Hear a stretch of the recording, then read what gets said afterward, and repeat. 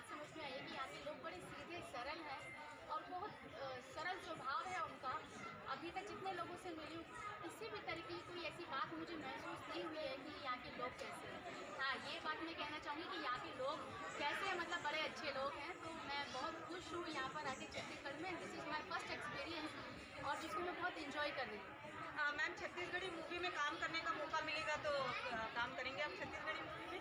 Definitely ये मेरे लिए प्राउड की बात होगी कि छत्तीसगढ़ में पहली बार आई हूँ और अगर मुझे यहाँ से कोई भी कुछ करने का मौका मिलता है तो definitely I would like to take a part. और मैं एडवांस शुभकामनाएं दे देती हूँ कि वो फिल्म जो है सुपर डुपर हिट होगी। और फिल्म के साथ साथ अगर कुछ भी किसी भी तरीके का अच्छे कार्य में भी अगर मैं योगदान कर सकती हूँ, कॉन्ट्रीब्यूट कर सकती हूँ तो definitely I would like to be. Ma'am, काफ़ी बच्चे आज यहाँ पे पार्टिसिपेट कर रहे हैं, काफ़ी बच्चे जीतेंगे भी और काफ़ी बच्चे नहीं भी जीतेंगे, तो ऐसे बच्चों को क्या प्रोत्साहन देंगे कि अगर जो जीतते भी नहीं है तो कैसे अपना मनोबल बढ़ाते हैं? देखिए, जीत और हार ज़िंदगी की बात है और मैं ऐसा मानती हूँ कि जो इंसान आज रिजेक्ट होता है कल वो विनर बनता है। क्योंकि रिजेक्शन हमको बहुत सारी चीज़ें प्रेरणा देता है, इंस्पायर करता है बेटर बनने के लिए। तो जो लोग नहीं जीतेंगे उनको नेक्स्ट ईयर के लिए रेडी होना पड़ेगा और आई एम श्योर कि वो अगली बार बहुत ज़्यादा बेटर बन के आएंगे और मे बी वो विनर के साथ साथ टॉप लेवल पे आ जाएं। और जो लोग जीतते हैं उनके लिए शुभकामनाएं हैं और जो जीतते हैं उनको भी ज़्यादा एक्साइटेड नहीं होना चाहिए, क्योंकि जीत के बाद एक दूसरा स्टेप आता है कि और बेस्ट करके दिखाना है। तो दोनों के लिए सेम रूल्स अप्लाई है कि अगर आप हारें तो नेक्स्ट ईयर के लिए अप्लाई करें और अगर आप जीतते हैं तो नेक्स्ट ईयर के लिए फिर से और बेटर के लिए अप्लाई करें। हाँ मैम, कभी ऐसा अनुभव हो रहा है कि आप भी कभी जीते ना हो लाइफ में? भगवान की कृपा से हम सो ब्लेस्ड, आज तक ऐसा हुआ नहीं है। एजुकेशन में मैं बहुत अच्छी रही हूँ, जिस कंपटीशन में मैंने हिस्सा लिया है हमेशा फर्स्ट आई हूँ। एजुकेशन में बहुत अच्छी थी, फिल्म इंडस्ट्री का हिस्सा बनना चाहती थी। यस, मैंने सलमान जी के साथ मेरे काम करने की इच्छा थी, तो पहला ही सीन मैंने ले डाला तो मेरा आत्मविश्वास, सेल्फ कॉन्फिडेंस इतना ज़्यादा है कि जो ज़िंदगी में करना चाहती हूँ उसको प्रॉपर तरीके से डेडिकेशन के साथ करती हूँ एंड यस, मैं उसको अचीव भी करती हूँ। और भगवान ना करे मेरी ज़िंदगी में ऐसा दिन आए कि कहीं पर रिजेक्शन की बात हो, अगर कभी होगा भी तो डेफिनेटली मैं उसको ऐसे चैलेंज के हिसाब से एक्सेप्ट करूँगी और उसके लिए बेटर तैयारी करूँगी। सोनी मैडम के लिए आप क्या बोलेंगे जो इतने टैलेंट को छत्तीसगढ़ में उभा रही हैं, लगातार सालों से कार्य कर रही हैं? सोनी मैम के लिए हम 2 शब्द सुनना चाहेंगे। देखिए, Kavita Soni ji she is such a nice person, सबसे पहली बात। और वो बहुत छोटी सी और बहुत बड़ी मेहनत के साथ ये कोशिश कर रही है और मैं इनको बहुत ऑल द बेस्ट कहना चाहती हूँ कि छोटे से शहर में आप इस तरीके से जो प्रोग्राम ऑर्गेनाइज करते हैं तो वो भी अपने आप में बहुत बड़ी बात होती है। तो कहीं ना कहीं ये बच्चों को मोटिवेट करने वाली बात है। बहुत सारे बच्चे टैलेंटेड होते हैं बट अनफॉर्चुनेटली वो अपना टैलेंट कहीं दिखा नहीं पाते हैं। तो इस तरीके के जब प्लेटफॉर्म प्रोग्राम ऑर्गेनाइज किए जाते हैं तो उनके थ्रू कहीं ना कहीं बच्चे अपने टैलेंट दिखाते हैं, कहीं ना कहीं उनके अंदर कॉन्फिडेंस लेवल बढ़ता है। तो मैं सारा क्रेडिट कविता जी को, राकेश सोनी जी को बधाई देना चाहती हूँ। और as you know she as a social worker होती हो, तो दोनों काम के लिए मैं इनको बहुत बधाई देना चाहती हूँ और मैं चाहती हूँ कि बहुत अच्छा काम करे, नाम करे, टैलेंट को ऐसे निकालती रहे और हमारे देश की जो बच्चे हैं वो आगे लाइफ में ऐसे ही बढ़ते हैं। मैम, क्या आप पहले से सोचे थे कि सलमान खान जी के साथ आपको ये फिल्म मिलेगी? नहीं, मैंने सोचा नहीं था, बस मेरी तो ख्वाहिश इतनी सी थी कि मुझे सलमान जी से मिलना है।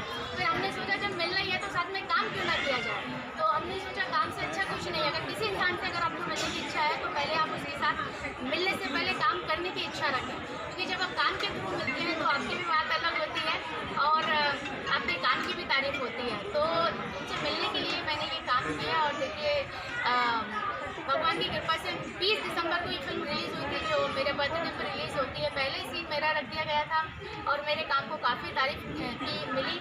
हालांकि मैंने बहुत सारे प्रोजेक्ट किए हैं, जैसे कि यमला पगला दीवाना, फिर से वन डे, बहुत सारी एल्बम्स की हैं मैंने। लेकिन सच बताऊं तो दबंग 3 एक मेरे करियर के लिए एक ऐसी फिल्म है जहाँ पर भी मैं जाती हूँ तो लोग मुझे ऐसे दबंग 3 की एक्ट्रेस के नाम से जानते हैं। दबंग 3 में आपका क्या रोल है मैडम?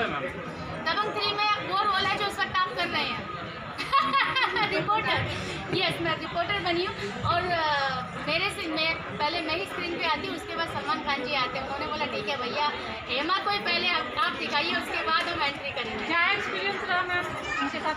बहुत अच्छा रहा और बड़े बजट की फिल्म जिस तरीके से हम करते हैं तो उसकी नाम अलग होती है, लेकिन साथ ही साथ प्रेशर अलग होता है।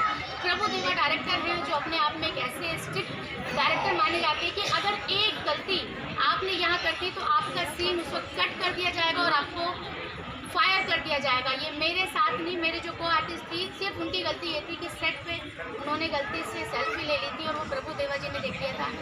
ट्रस्ट में उन लड़कियों को सबसे पहले कि क्या मैं बोल नहीं सकती, पब्लिकली बोला कि हु आर यू, तो लोगों ने आके समझाया कि सर ये हमारे सीन के ये ऐसा ऐसा है, तो उन्होंने बोला no I don't want that, cancel the scene and just take out.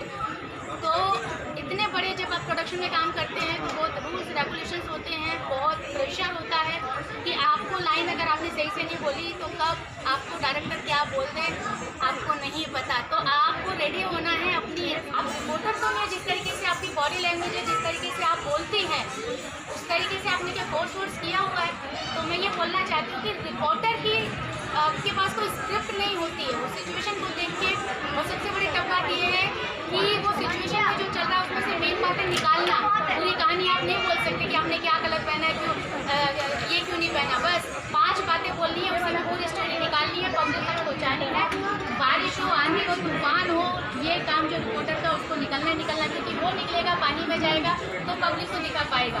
कहीं कुछ मुश्किल हो गया है तो रिपोर्टर जाएगा तो ही पब्लिक को दिखा पाएगा। तो मैं सभी रिपोर्टर को सल्यूट करती हूँ कि उनकी जो बिल्कुल भी आसान नहीं है। अगर आप रिस्की वाला मामला दिखाते हो तो आपके पोस्ट के ऊपर भी बात आ जाती है, आपकी लाइफ के ऊपर भी बात आ जाती है, आपकी फैमिली के ऊपर भी बात आ जाती है। ऐसे बीइंग अ वुमेन एक रिपोर्टर और भी ज़्यादा मुश्किल है कि फैमिली भी देखनी है और लिमिट्स में रह के, लिमिटेशन में रह के उनको काम भी करने हैं। तो आई सल्यूट, मैं सभी रिपोर्टर्स को सल्यूट करती हूँ कि भाई आपका जॉब जो है बिल्कुल भी आसान नहीं है। अगला धमाका क्या करने वाले मैम आप? अगला धमाका बहुत जल्दी मैं वापस से रणदीप हुड्डा जी के साथ दिखाई देने वाली हूँ।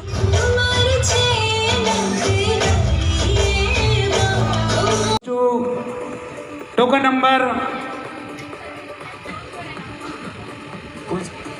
4040